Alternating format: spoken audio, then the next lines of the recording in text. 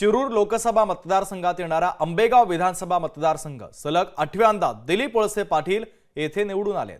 वळसे पाटलांनी यापूर्वी मतदारसंघामध्ये निधी उपलब्ध करून मोठ्या प्रमाणात विकास कामे केली आहेत। त्यामुळे नागरिकांच्या अपेक्षा देखील वाढलेल्या आहेत। यापुढची त्यांच्या समोरची आव्हाने नेमकी काय आहे ती पाहूयात।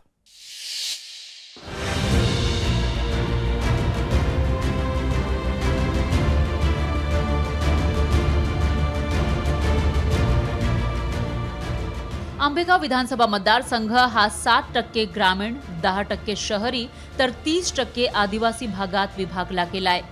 या विधानसभा मतदारसंघामध्ये आदिवासी आणि ग्रामीण भागात पायाभूत सुविधा देण्यासाठी वळसे पाटलांनी प्रयत्न केलेत।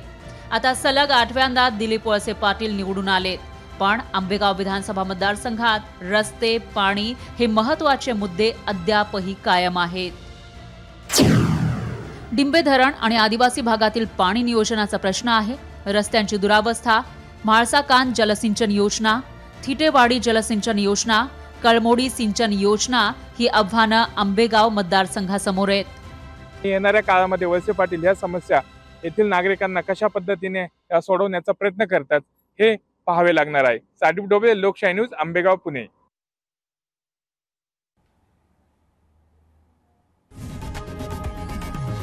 लोकशाही मराठी ऐका, पहा, जागरूक रहा।